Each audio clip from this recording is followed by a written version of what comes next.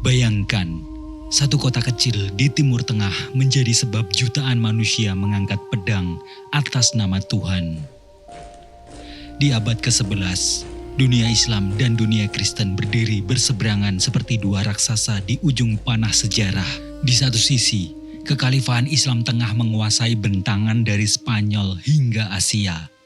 Di sisi lain, Eropa yang baru bangkit dari masa kegelapan mulai menatap timur dengan ambisi dan keyakinan. Semua berpuncak pada satu kata yang mengubah dunia: Perang Salib.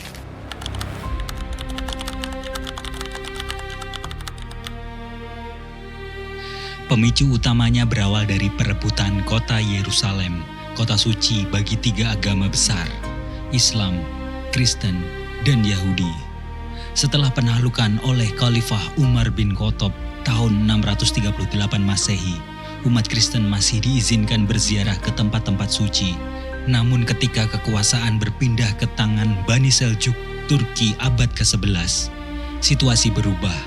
Jalur ziarah dari Eropa ke Yerusalem menjadi tidak aman. Tahun 1071 Masehi, pasukan Seljuk menaklukkan Bizantium dalam pertempuran Manzikert. Kekalahan yang membuat Kaisar Bizantium Alexios I Komnenos memohon bantuan ke Paus di Roma. Permohonan itu diterjemahkan oleh Paus Urbanus II bukan sebagai sekedar bantuan militer, melainkan seruan perang suci.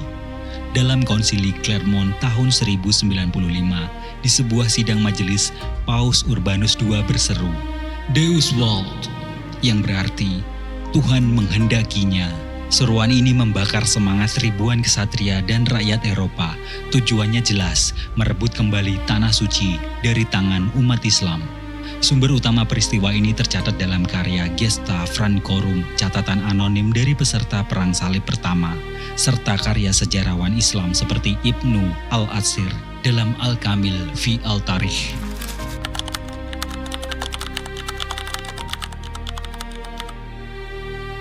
Seruan itu menggema di seluruh Eropa, dari Prancis, Jerman, Italia, hingga Inggris. Para bangsawan mengibarkan salib merah di dadanya.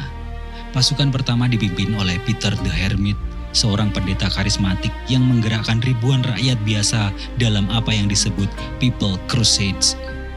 Namun ekspedisi ini berakhir tragis, ribuan orang tewas sebelum sampai ke Yerusalem. Gelombang kedua jauh lebih terorganisir. Dari rentan waktu 1096 hingga 1099, 4 pasukan besar berangkat.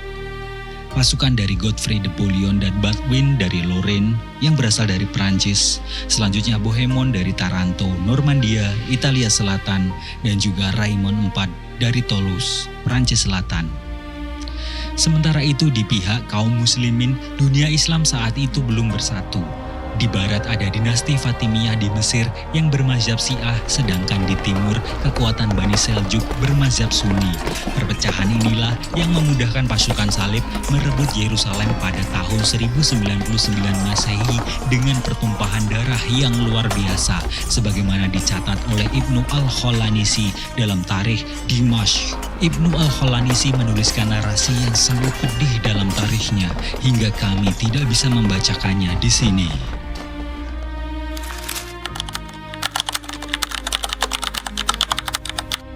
Namun perang ini tidak berhenti di Yerusalem. Ia menjadi rangkaian panjang selama hampir 2 abad. Tahun 1096 Masehi hingga 1291 Masehi melibatkan tokoh-tokoh besar dari 2 peradaban. Di pihak Kristen Barat, ada Richard the Lionheart, seorang raja Inggris, simbol kesatria Kristen dengan keberanian luar biasa. Frederick Barbarossa, Kaisar Romawi Suci yang memimpin Perang Salib ketiga namun tewas tenggelam di Asia Kecil. Selanjutnya ada Louis IX dari Prancis yang kelak dikenal sebagai Saint Louis, memimpin 2 Perang Salib namun berakhir dalam kegagalan. Di pihak kaum muslimin, Nuruddin Zanki, penguasa Damaskus yang pertama kali mengobarkan semangat jihad melawan pasukan salib, menjadi tokoh yang sangat terkenal di dalam perang ini. Selanjutnya Salahuddin Al-Ayyubi, atau sering disebut Saladin oleh dunia Eropa, murid spiritual Nuruddin yang mempersatukan Mesir dan Suriah lalu menaklukkan kembali Yerusalem pada tahun 1187 Masehi setelah pertempuran Hittin.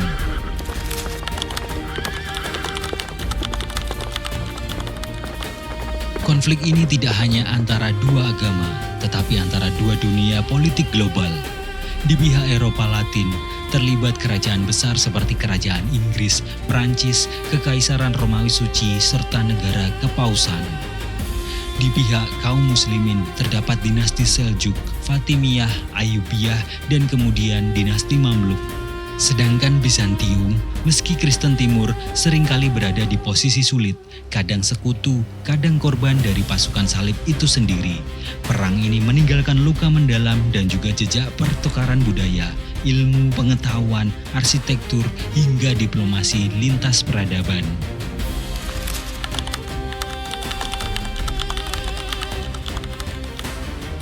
Perang salib bukan hanya kisah pedang dan darah, tapi kisah bagaimana ambisi, iman, dan politik dapat membentuk peradaban. Dari reruntuhan konflik itulah lahir hubungan yang kompleks antara Timur dan Barat hingga hari ini.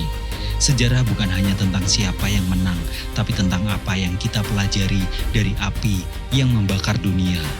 Nantikan episode kedua Perang Salib yang akan menguak pecahnya pertempuran-pertempuran sepanjang masa perang ini dan sepak terjang tokoh-tokoh sentral dalam perang yang oleh dunia Kristen sering disebut Perang Suci.